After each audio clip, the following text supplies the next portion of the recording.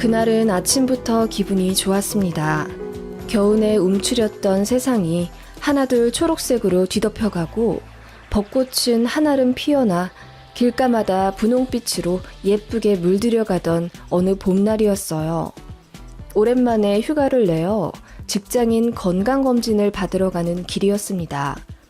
회사와 연계된 어느 병원이었고 그곳에서 오랫동안 미루어왔던 수면 대장 위 내시경까지 받기로 한 날이라 아침부터 약을 먹느라 힘들긴 했지만 모처럼의 자유시간이라 그런지 내내 들뜨더라고요. 그렇게 몇 시간 동안 병원에서 검사를 받을 때까지는 좋았는데 검사 끝내고 의사 선생님이 근심 가득한 표정으로 저를 깨우시며 큰 병원에 가봐야 되겠다고 하시는 말씀에 가슴이 덜컥 내려앉았습니다. 위에 모양이 좋지 않은 덩어리가 두어 개 있어요. 채취를 해서 분석 중이긴 합니다만 모양이나 정황상 악성일 수도 있습니다. 네? 그게 무슨... 그렇다면 암일 수도 있다는 말씀이세요? 일단 조직검사 결과를 좀 기다려 봅시다. 저는 선생님의 말씀에 하늘이 무너진 듯 큰 슬픔을 느꼈어요. 저는 결혼한 지 이제 겨우 5년 되었고 간절히 아이를 기다리는 평범한 30대 초중반 맞벌이 직장 여성이었어요. 아이가 생기지 않아서 속상하긴 했지만 남편과 사이도 좋고 행복하게 잘 살고 있었단 말이에요. 그런 제가 위암일 수도 있다니 청천벽력과도 같은 소식이었습니다. 제가 병원 문 밖을 엉엉 울며 나섰고 그대로 남편에게 전화를 걸었더니 남편도 깜짝 놀라더라고요. 집에 오니 남편이 제 손을 꼭 잡으며 조직검사 결과에서 좋은 소식을 들을 수도 있다며 그새 본인이 인터넷 뒤져가며 찾은 여러 희망적인 결과들을 보여주며 저를 위로해 주더라고요. 일단 너무 극단적으로 생각하지 말자. 침착하자. 그러고 보니 남편은 이 최악의 상황에서도 울지 않고 냉정하고 이성적으로 행동하더라고요. 그 당시에는 정신이 없어서 몰랐는데 남편은 눈물 한 방울 흘리지 않고 태연히 저를 위로했었던 것 같습니다. 아직 100%도 아니라 결과가 뒤엎어질 수도 있다면서요. 저도 그렇게 되기만을 간절히 바랐습니다만 하늘도 무심하시지. 병원에서 들은 결과는 저를 또다시 무너지게 만들었습니다. 암이 맞다고 하더라고요. 그것도 크기가 꽤 크고 여러 개라고. 당장 입원해서 전이 가능성 여부를 검사해야 하고 항암 치료를 할 것인지 수술을 할 것인지 여부도 빠른 시간 내로 결정해서 진행해야 한다고 하더군요. 절망적인 심정으로 급하게 회사에 휴가계를 내고 친정과 시댁에 전화를 걸어 사실을 알렸습니다. 저희 친정 부모님이 3시간 거리 시골에서 한달음에 올라와 눈물을 펑펑 쏟아내셨습니다. 우리 딸 어떡하니? 공부 오래 하느라 고생하고 좋은 직장 취직해 이제 막 인생 꽃같이 피기 시작한 지 얼마 되지도 않아서 이게 무슨 청천벽력 같은 소리야. 우리 딸이 위암 말기라니 이게 말이나 되니? 엄마, 희망이 있을 거야. 나 아직 젊잖아. 너무 걱정하지 마. 치료든 수술이든 나 잘 이겨낼게. 네, 장모님. 아직 전이 결과도 안 나왔고 교수님 말씀 들어봐야 할 것 같아요. 자네도 많이 놀랐겠네. 그래, 전이 결과는 언제 나온다고? 오늘 밤까지 금식하고 내일 오전 중에 검사 받아요. 결과는 아마 바로 나올 수도 있다고 하고요. 생각보다 차분한 남편의 모습에 저는 듬직함을 느꼈어요. 펑펑 우는 저와 저희 부모님과는 반대로 남편은 그저 생각이 많은 듯한 얼굴로 울지도 않고 그저 담담히 상황을 받아들이더군요. 그때 시어머니가 들어오셨습니다. 시어머니는 들어오시며 가볍게 저희 친정 부모님께 목례를 하시더니 저에게 다가오시더군요. 암이 맞대? 네, 어머님. 다른 곳에 전이된 곳이 있는지 내일 검사 받기로 했어요. 나이도 어린데 벌써부터 암이라니. 크기도 꽤 크고 여러 개라고?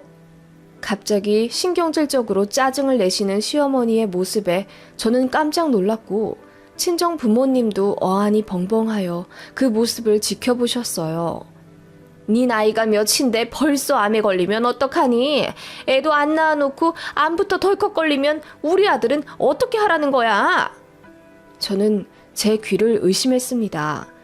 원래 무뚝뚝하시고 별 표현 없으신 시어머니이시긴 했고 결혼 전 저를 반대하셨다는 건 알고 있었지만 한 번도 저에게 차가운 말씀이나 상처 주신 적은 없으셨거든요. 재단에서 임원까지 하시기도 해서 교양도 있으셨고 그런 사회적 지위 때문에라도 저에게 구박하시거나 무시하시는 행동은 일절 없으셨어요. 저에게 관심이 좀 없으신 듯 했지만 당연히 간섭도 안 하셨고요. 그런 시어머니가 저는 쿨하신 분이라고 생각했고 시간이 지날수록 손주에 대한 갈망을 보이시기는 해도 대놓고 압박을 주진 않으셨던 분이라 어머님의 이 말씀에 더 충격을 받았습니다. 그건 저희 친정 부모님도 마찬가지셨죠. 다짜고짜 막말을 하는 시어머니에게 친정아빠가 제일 먼저 욱하며 화를 내셨습니다. 아니, 손자가 먼저입니까? 당장 우리 딸이 어떻게 될지도 모르는데 사부인께서는 어떻게 그런 말씀을 하십니까? 제가 아는 사부인 맞습니까? 내가 5년이나 참아줬어요. 다른 집은 5년이면 둘째까지 낳아요. 그런데 우리 집 며느리는 5년이 다 돼가도록 애 한 번 못 가지더니 애는 고사하고 암이요? 뱃속에 애가 아니라 암이라니. 아빠 소리 한 번 못 들어보고 언제 끝날지 모르는 병수발 들어야 하는 우리 아들이 난 불쌍하다는 생각밖에 안 들어요. 뭐라고요? 말 다 했어요? 아니요. 다 못했어요. 내가 그동안 참아준 거지 할 말 없어서 안 한 게 아니라고요. 학벌도 모자라 집안도 별 볼 일 없어. 그냥 우리 아들이 좋다고 해서 허락해주긴 했는데 뭐 하나 제대로 된 게 없잖아요. 결혼했으면 애라도 바로 가질 것이지 뭐 하느라 지금까지 제대로 임신 한번 못 해보고 덜컥 암이라니? 내 입장도 좀 생각을 해주셔야죠. 우리 아들 아직 젊은데 마누라가 위암 말기라니 이게 말이나 되냐고요.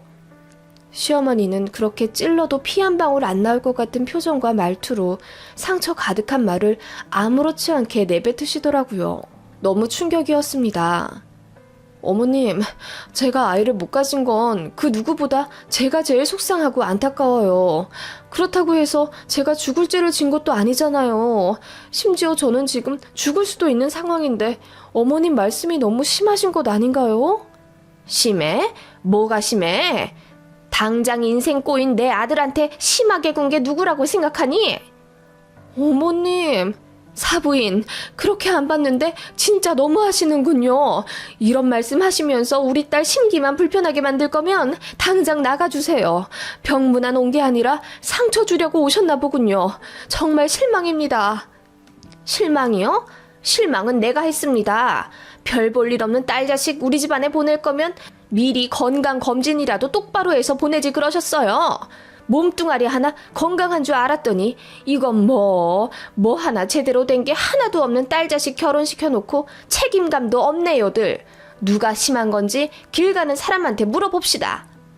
그렇게 쏘아붙이듯 냉정하고 차갑게 말씀하시고 돌아선 시어머니 때문에 병실에 있던 다른 사람들도 혀를 차며 욕을 했고 저희 친정부모님은 안 그래도 멍든 가슴에 더 큰 상처만 입으신 채 엉엉 우셨습니다. 저도 충격에 빠져 울고 있는데 그 순간 깨달았어요. 시어머니가 그런 막말을 하시는 동안 남편은 한마디의 제지도 하지 않고 옆에서 가만히 있었다는 겁니다. 이상한 생각이 들어 눈물 가득한 눈망울을 들어 남편을 바라보는데 남편은 그냥 생각 복잡하다는 식으로 인상을 잔뜩 찌푸린 채 창밖만 바라보더라고요. 저희 친정부모님이 목 놓아 우시고 저도 훌쩍거리고 있는데 단 한마디 죄송하다거나 마음을 달래는 말도 행동도 하지 않은 채 팔짱만 끼며 서 있었습니다. 시어머니 닮아 원래 이성적이고 냉철한 성격인 건 알고 있었는데 어떻게 이런 상황에서도 침착함을 유지할 수 있는 건지 게다가 본인 어머니가 그렇게 난장판을 만들어 놓은 상황인데 사과 한마디 안 하는 게 너무 화가 나더라고요. 여보, 어머님 정말 너무하신 거 아니야? 근데 더 실망인 건 당신은 어떻게 그 몇 분 동안 중재 한마디 안 하고 가만히 있어? 당신도 같은 생각이라는 거야? 제가 울분에 찬 목소리로 따지자 남편이 조용히 말하더라고요.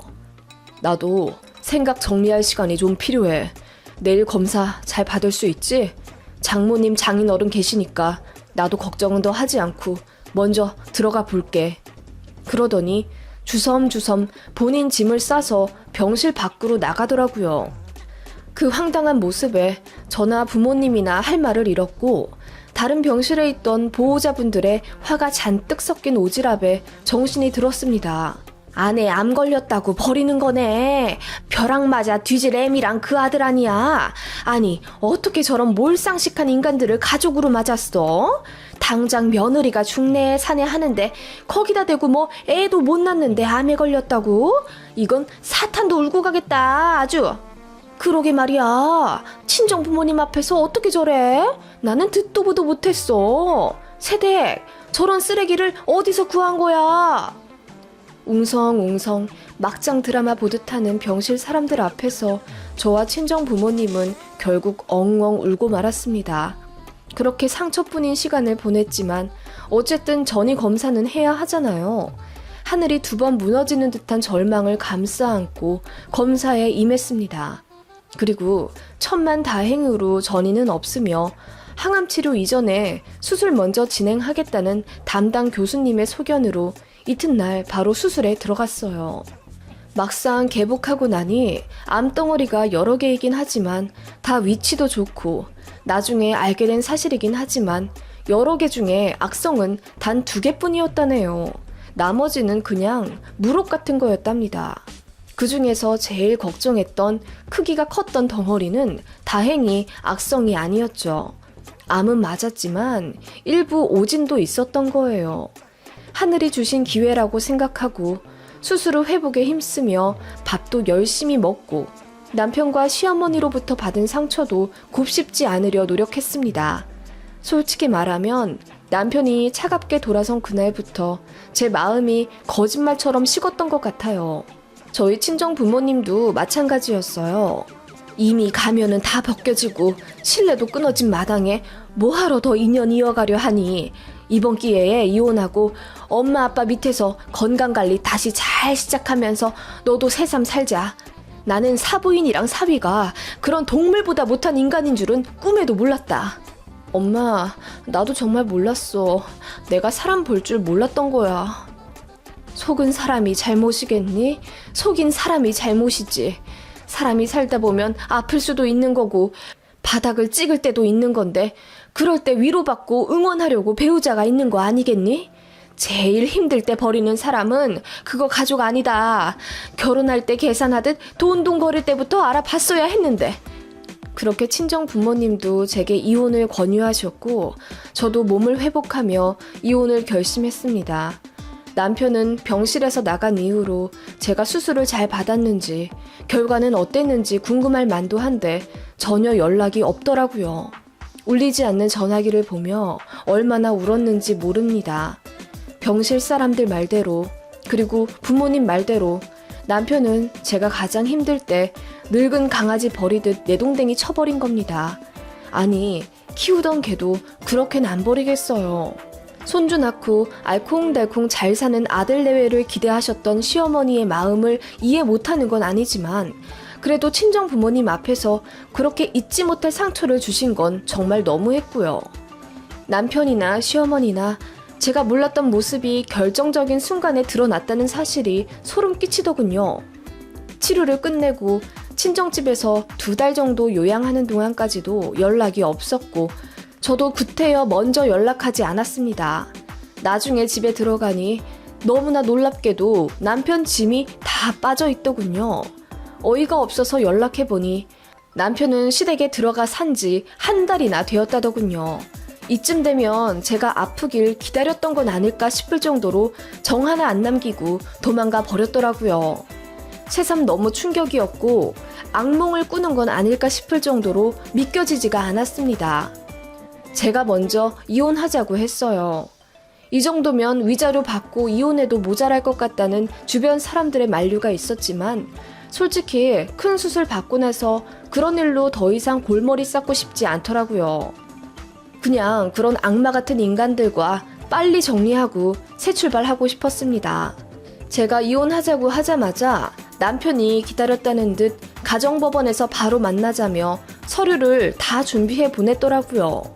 진짜 얼척 없었지만 그냥 바로 작성해서 보냈고 그렇게 한 달 만에 저희 관계는 완전히 끝났습니다. 정리할 것도 없었어요. 신혼집은 애초부터 시어머니 명의였고 남편이 월급 각자 관리하자고 했었기 때문에 재산 분할이랄 것도 없었습니다.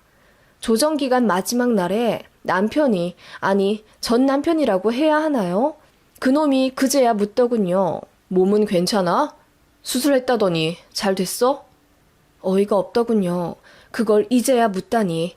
그놈이 얼마나 피도 눈물도 없는 인간인지 제대로 알게 되었어요.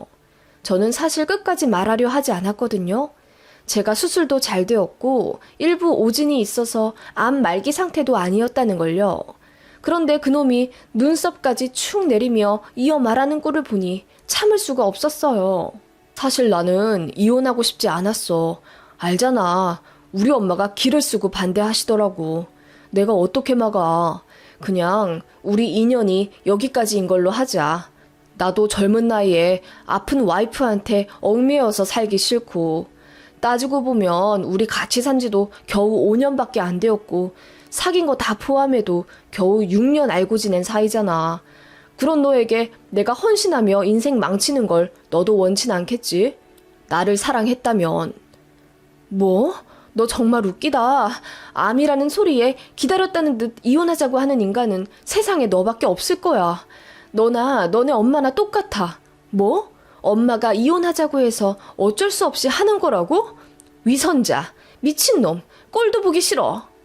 제가 욕을 퍼부으며 이어 말했어요. 나 수술 잘 됐고 위암 말기도 아니라더라. 일부 오진이었거든. 끝까지 말 안 하려다 너 위선 떠는 거 보니 꼭 말해야겠어. 이래나 저래나 너는 아픈 와이프 버린 비정한 놈인 건 달라지지 않는 사실이야. 뭐? 오진?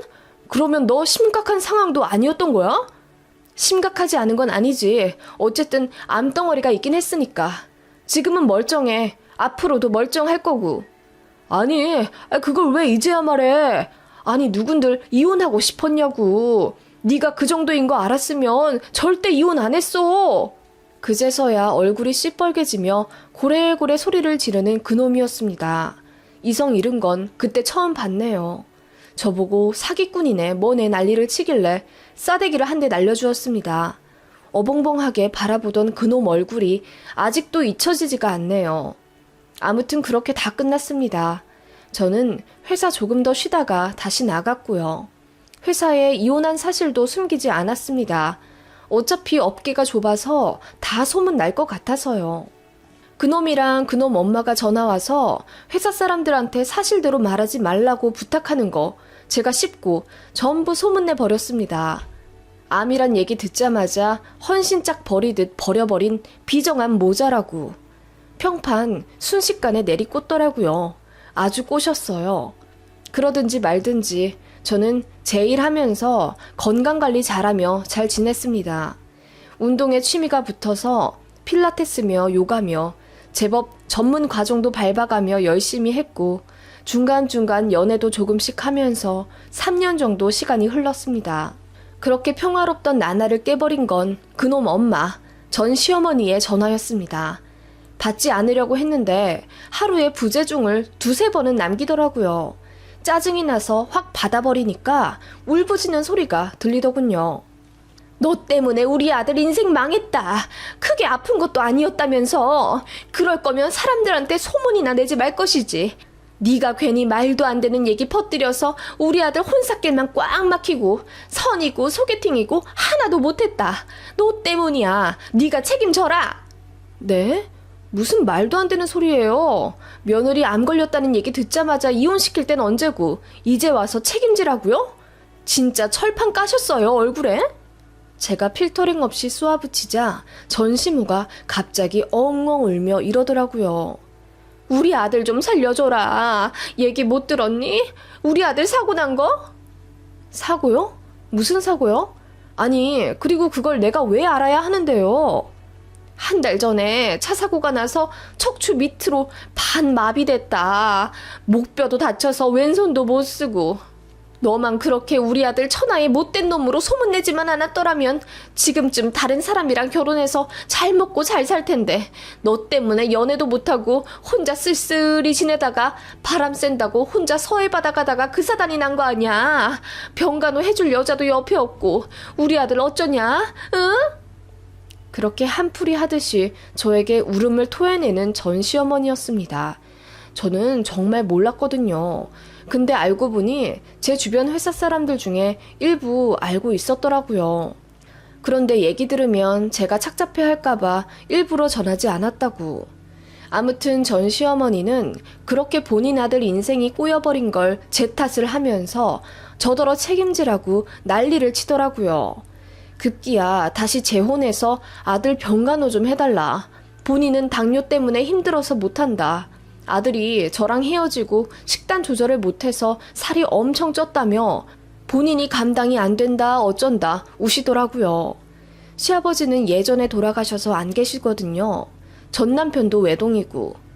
전 시어머니 성격이 워낙 안 좋아 친척들이랑도 연락 끊기다시피 하며 왕래 없고 거의 혼자예요. 그런 입장에서 아들 몸도 그렇게 되고 혼삿길도 막혀 여자도 없으니 그 화풀이를 저한테 다 해버리는 겁니다.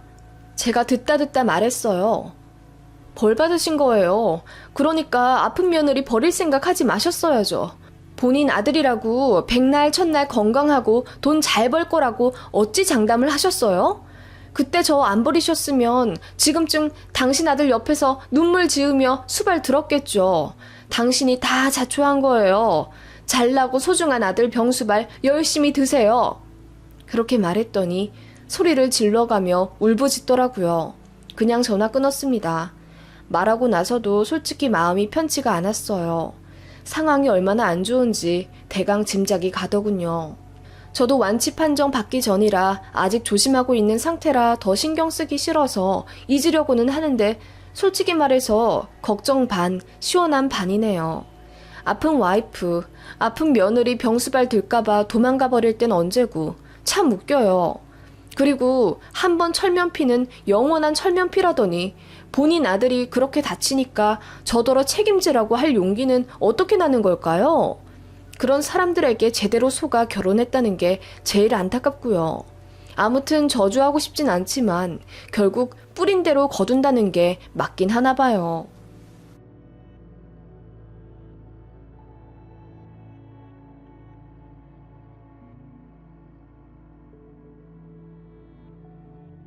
저희 시댁에는 제사가 1년에 3번 있어요. 구정 제외하고 원래는 2번만 있었다고 하던데 제가 이 집에 시집 오면서 시어머니가 갑자기 제사를 한 개 더 늘리셨다네요. 큰 댁에서 지내는 제사를 일부러 가져오신 거예요. 네, 저희 시댁은 작은 집이에요. 큰아버님, 큰어머님 모두 정정하게 계시고 그 밑으로 아들도 2이나 있습니다. 큰댁 큰아들은 결혼한 지 꽤 됐고요. 그 집에서 지낼 제사를 굳이 가져와 일을 만드신 게 바로 저희 시어머니입니다. 어머님 말로는 충주에 있는 땅 유산 때문에 가져온 거라고 하시더군요. 그런데 시 당수거른 말씀 들으니 제사랑 상관없이 그냥 가만히 있어도 어차피 시아버지 앞으로 몇 % 상속될 수밖에 없다던데 시어머니가 굳이 우기고 우겨서 제사를 가져오셨다더군요. 그것도 저 결혼하자마자요. 그래서 봄에 2번, 가을에 1번 이렇게 제사 지냅니다. 저는 맞벌이 하고 있는 워킹맘이고요. 교육청에서 근무하고 있는 공무원입니다. 안 바쁠 땐 칼퇴하며 애들 챙기지만 바쁠 땐 진짜 바빠요. 야근도 많이 하고 결코 꿀빠는 보직 아닙니다. 애 둘 낳고 제대로 쉬지도 못하고 바로 복귀했고 그때마다 도와주신 건 저희 친정 어머니이십니다. 시댁은 저희 집이랑 차로 2시간 거리이고 친정은 저희 집이랑 좀 가깝기 때문에 아이들 등하원이나 가끔 불시에 애들 아파서 조퇴하고 그럴 때 저희 친정엄마가 다 도와주셨어요. 일하는 엄마가 죄라고 애들이 제 말은 안 듣고 지 외할머니만 더 따르고 좋아할 정도로 저희 애들과 친정엄마 사이의 유대감은 참 특별합니다. 저 역시 저희 친정엄마한테 얻어먹은 반찬만 냉장고 몇십 대는 꽉 채울 정도일 거예요.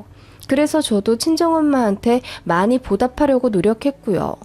한 달에 용돈도 섭섭지 않게 드렸고 제주도며 괌이며 여행도 보내드렸습니다. 그런데 저희 시어머니는 이런 단편적인 모습만 보시고 질투를 많이 하시더라고요. 사실 친정엄마 덕분에 저도 일하며 건실하게 가정 꾸리는 거잖아요. 솔직히 말해서 결혼하면서 시댁에서 지원 한 푼 안 받았습니다. 요즘 젊은 신혼부부들은 자기들 힘으로 대출받아 보금자리 일고 간다면서 저희도 그렇게 살길 바라셨죠. 저희도 마음 같아선 그러고 싶죠. 그런데 모아둔 돈은 빠듯하고 대출을 억씩 턱턱 받자니 뭔가 숨도 막히는 와중 친정엄마가 모아두신 비상금으로 저희 신혼집 보태주셔서 겨우 한숨 돌렸거든요. 그 돈은 사실 돌아가신 친정아빠 사망보험금의 일부였어요. 얼마나 의미 있는 돈인지 알기에 정말 받기 싫었지만 친정엄마가 기어코 손에 쥐어주신 덕분에 눈물로 계약한 저희 첫 집입니다. 시어머니는 그 사실 아시고도 보태주실 거면 조금만 더 보태서 애들 매매할 수 있게 해주시지. 전세나 매매나 별 차이도 안 나는데 내가 다 아깝다. 이러시면서 속 긁는 소리만 해대시더라고요. 시어머니 성격 대충 어떤지 아시겠죠? 솔직히 말해서 진짜 철모르는 20대 후반에 시어머니 자리 제대로 살펴보지도 않고 한 결혼이라 망정이지. 다시 그때로 돌아간다면 바로 파혼하고 싶네요. 아무튼 그런 시어머니였고 저도 나름 할 말 하는 며느리라 애들 낳고 나서는 무서울 게 없어 시어머니한테 말대꾸도 좀 하고 투닥투닥 거리기도 했습니다. 많은 일들이 있었고 저도 시간이 많이 지났기 때문에 이제 웬만한 일은 한 귀로 듣고 훌려버릴 지경에 이르렀지만 결코 적응이 되지 않는 것이 하나 있습니다. 바로 시댁 제사입니다. 일전에 시어머니가 시댁 제사 다 끌어모아와 1년에 3번 지낸다고 썼잖아요. 네, 그 제사 무슨 일이 있어도 제가 다 참석하길 원하십니다. 제사는 거의 평일 저녁에 하시고 어머님은 제가 낮부터 시댁에 와서 음식하길 바라십니다. 저는 맞벌이라고 했잖아요. 안 그래도 애 둘 낳고 책상 지키랴 승진 준비하랴 바빠 죽겠는데 시어머니는 그런 것도 아랑곳 않고 제사는 무슨 일이 있어도 꼭 저를 부르십니다. 제사 있는 날은 무조건 휴가를 써야 한다며 일주일 전부터 저를 채근하세요. 다음 주에 제사인 거 알지? 휴가 결제 미리미리 받아놔. 저번처럼 발등에 떨어진 불똥마냥 급하게 해서 오지 말고. 어머님, 다음 주에 행사가 너무 많아서 휴가 내기가 부서원들한테 너무 미안해요. 승진한 지 얼마 안 됐기도 해서 눈치가 많이 보이는데 저 이번에는 애들 아빠만 보낼게요. 몇 년 동안 빠짐없이 참석한 제사잖아요. 몇 년 동안 안 빠진 거 이번에는 왜 빠진다는 거냐? 어차피 오래 못 다닐 직장인데 왜 그렇게 공들여 다니니? 잔말 말고 무조건 와. 적어도 2시에는 와야 한다. 그래야 방앗간에 네 차 타고 같이 가지. 어머님, 제가 시댁 제사일에만 유독 약한 이유가 있습니다. 결혼 초1이었어요. 그날도 시댁 제사를 앞두고 있었는데 회사에서 일이 너무 많아서 점심도 못 먹고 일했어요. 오후 반차를 쓴 날이라 1시에는 나가야 했었는데 도저히 안 되겠더라고요. 애초에 반일 휴가를 낸 것 자체가 무리였던 주였습니다. 그래서 별일이야 있겠냐는 심정으로 시어머니께 문자로 제사 참석 못하겠다고 죄송하다고 써서 보내드리고 바로 정신없이 일하고 있었습니다. 그런데 3시간 정도 후 동기에게 메신저 쪽지가 오더라고요. 직장 건물 1층 로비에 저희 시어머니가 와 계시니 빨리 내려가 보라고요. 그 쪽지 보자마자 놀라서 허겁지겁 내려갔더니 시어머니가 얼굴이 벌개진 채로 저에게 삿대질을 하며 마구 화내시더라고요. 뭐? 제사를 안 온다고? 이혼할 거 아니면 여자가 시댁 제사는 무조건 참석하는 건데 너 지금 이렇게 되도 않게 나오는 거 보니 우리 아들이랑 이혼할 생각이로구나. 네? 어머님, 그게 무슨 말씀이세요? 저 너무 바빠서 점심도 못 먹고 이랬어요. 사정이 있잖아요. 사정은 무슨 사정? 참말 말고 와. 내가 너 버릇 고쳐주려고 한달음에 네 직장까지 왔어. 당장 가방 가지고 내려와. 무슨 대단한 일을 한다고. 그렇게 시어머니는 저희 회사 사람들 앞에서 고래고래 소리를 질러가며 혼을 내셨고 저는 그날 개망신을 당했습니다. 시어머니는 제사에 있어서는 철두철미하신 분이었습니다. 제가 맹장이 터져도 전쟁이 터져도 시댁 제사에는 반드시 와야 한다는 일종의 집착 같아 보이기도 했어요. 그날 저는 눈물을 펑펑 흘린 채 시댁에 가 전을 부치고 사과를 자르며 제사상을 차렸습니다. 어머님이 그러시더라고요. 알겠지? 너 제사 안 오면 내가 지구 끝까지라도 쫓아갈 거다. 또 망신당하고 싶지 않으면 제사하는 날에는 제깍제깍 건너와. 다행히 몇 달 뒤 다른 지역 청으로 이동하게 되었고 저는 새 근무지에서 또 망신당하고 싶지 않아서 제사는 무조건 참석했어요. 어머님은 정말 한다면 하는 분이라 직장에 또 오실 것 같았거든요. 저희 남편이요? 이런 시어머니에 대해 본인도 당연히 불만 가지고 있습니다. 제사로 저 피곤하게 하지 말라며 본인이 더 불같이 화내는 사람인데 또 웃긴 게요. 남편이 나서면 가만히 있던 시아버지가 난리치십니다. 어디서 고추 달린 게 집안 제사 가지고 여자 감싸냐고요. 정말 길길이 날뛰면서 화내시는 바람에 그냥 제가 알겠다고 하고 그랬어요. 전부 다 말씀드릴 수는 없지만 아무튼 피곤한 집안입니다. 그냥 제사만큼은 제가 숙이고 들어가는 게 여러모로 평화로워요. 아무튼 그렇게 살아왔고 1년에 3번만 시어머니 비위 맞춰 제사 참석하면 1년이 평화로웠기에 좋은 게 좋은 거라고 생각하며 몇 년을 살아왔어요. 솔직히 말해서 제사가 엄청 많은 집도 아니고 3번이면 무난한 편이잖아요. 저의 필수 참석 조건이라는 게 많이 숨막히지만 그냥 그렇게 좋게 생각하면서 살았습니다. 그러던 와중 정말 역대급으로 쇼킹한 사건이 일어나게 됩니다. 가을 제삿날 일주일 앞두고 시어머님께서 역시나 제사 채비를 하시며 카톡이며 전화로 저를 닥달하기 시작하셨죠. 저는 신입 교육도 맡았고 새로 진행하는 업무도 있어서 정말 눈, 코 뜰 새 없이 바쁜 일상을 보내고 있었어요. 야근도 아무리 늦어도 11시에는 퇴근했었는데 그 주는 할 일이 폭탄처럼 쏟아져서 새벽 1, 2시에도 퇴근하고 그랬습니다. 그 정도로 힘든 거 어머님도 알고 계셨고 말씀으로는 에구 그렇게 바빠서 어떡하냐 몸 건강 챙겨가며 일해라 라고 말씀은 하셨지만 곧 죽어도 제사 오지 말란 말씀은 안 하시더라고요. 보다 못한 남편이 이번엔 강경히 나서며 며느리 대신 본인이 가서 음식 장만하고 제사 준비하겠다고 통보했는데 역시나 시아버지가 불같이 화를 내셔서 또 제가 그냥 간다고 하고 마무리 지었어요. 그리고 제삿날 휴가 처리했고 업무에 지장 없도록 미리 일 다 해놓느라고 회사에서 점심도 걸러가며 줄 야근했습니다. 친정엄마가 그런 제 모습을 보시며 전에 없이 한숨을 크게 쉬시더라고요. 저희 친정엄마는 제가 일하랴, 애들 낳아 키우랴, 동분서주하는 게 닦아시다 하시면서도 시댁 일이나 남편과의 일에는 크게 관여를 안 하셨습니다.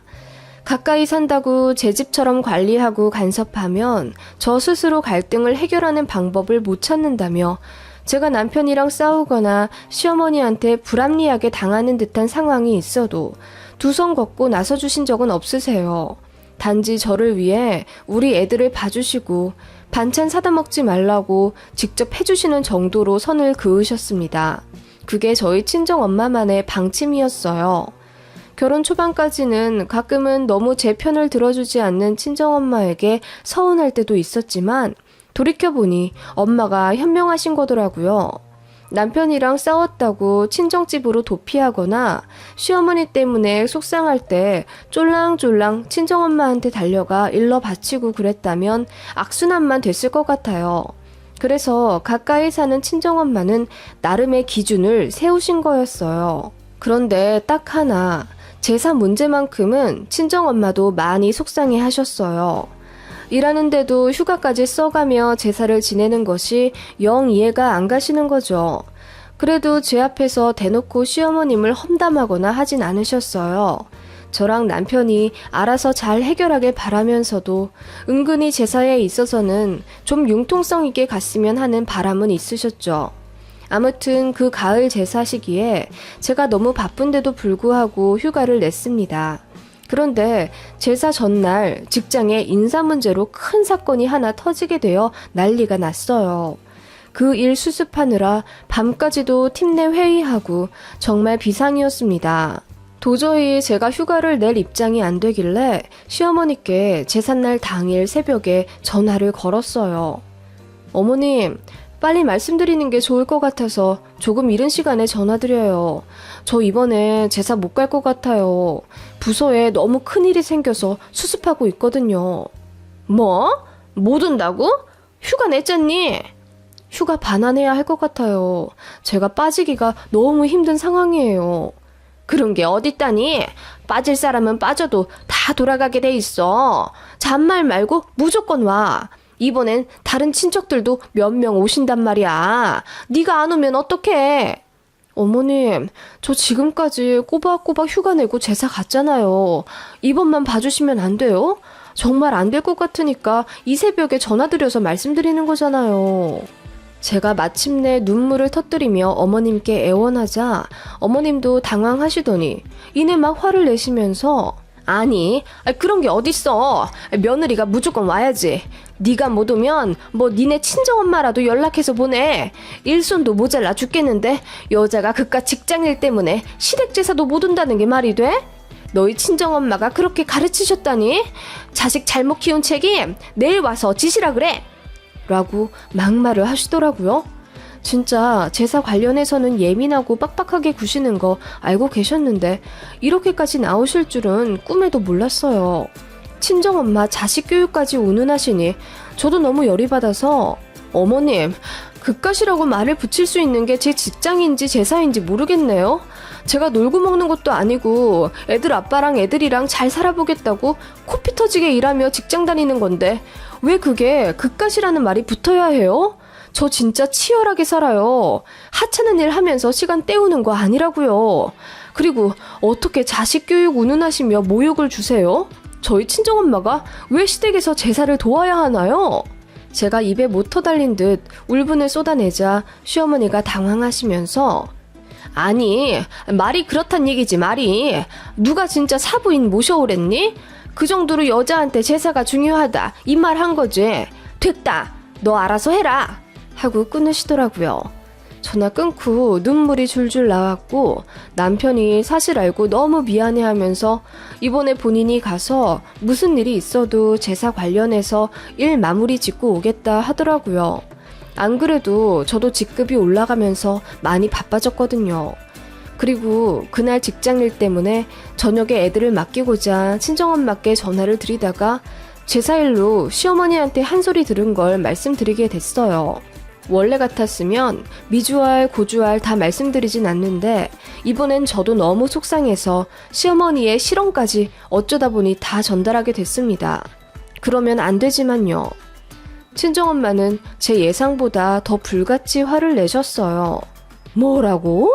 나더러 자식 교육을 잘못 시켰다고 했다고? 제사가 네 직장보다 더 중요하다고 했다고? 세상에, 일하는 며느리 꼬박꼬박 제사에 불러 일 시키는 거 가만히 보고만 있었더니 이건 뭐 똥인지 된장인지 구분도 못하는 집안인가 보다. 자식 교육? 내가 이번에 가서 제대로 교육시키고 와야겠다 하시면서 화를 내시더라고요. 그냥 홧김에 그렇게 말씀하신 줄 알았는데 아니었습니다. 저도 일하느라 바빠 몰랐는데 나중에 듣게 된 사실로는 정말 쇼킹 그 자체더라고요. 친정엄마가 정말 저희 시댁으로 건너가신 거예요. 시댁의 당도에서 문이 부셔져라 현관문을 주먹으로 노크하셨대요. 이윽고 문이 열리고 저희 친정엄마 얼굴을 본 시어머니 표정은 그야말로 하얗게 질려서 무슨 귀신 본 듯 하셨다네요. 아니, 사부인이 여기를 어떻게 저희 딸이 오늘 제사 못 온다니 저라도 와야죠. 자식 교육 제대로 못 시킨 대가로 오늘 여기서 제사 제대로 돕고 갈게요. 그래야겠죠, 사부인? 네? 아니, 그건 제가 그냥 홧김에. 아니, 그렇다고 여길 진짜로 오시면은. 자, 앞치마 어딨죠? 하나 주세요. 그렇게 막무가내로 부엌에서 앞치마를 둘러매고 소매를 걷어붙인 친정엄마에게 너무 놀란 시어머니가 허옇게 질린 안색으로 아무 말씀 못하시자 친정엄마가 먼저 냉장고 여기저기를 뒤져가며 요리 준비를 시작하셨다네요. 아유, 사부인, 이러실 것 없습니다. 그만하시고 일어나세요. 아니요, 할 건 해야죠. 못난 저희 딸이 일하느라 바빠서 제사도 못 오는 게 말이 되나요? 제가 오늘 다 하고 가겠습니다. 아니, 근데 고구마 튀김을 이렇게 하셔서야 되시겠어요? 이거는 설탕물에 좀 재워놔야죠, 사부인. 설탕 좀 가져오세요. 그렇게 친정엄마가 한술 더 떠 시어머니에게 일을 시키기 시작하셨다네요. 그리고 제사상에 오를 요리마다 간섭하며 한 소리 하셨다네요. 가자미를 이렇게 올리셔야 되겠어요? 취잣물 없으세요? 권위 있는 집안 제사상이면 조금 더 신경을 쓰셔야지요. 아이고, 사부인, 이것 보세요. 표고버섯은 이렇게 올리는 게 아니에요. 십자로 칼집을 내셔야지. 이게 뭡니까? 칼 좀 가져와 보세요.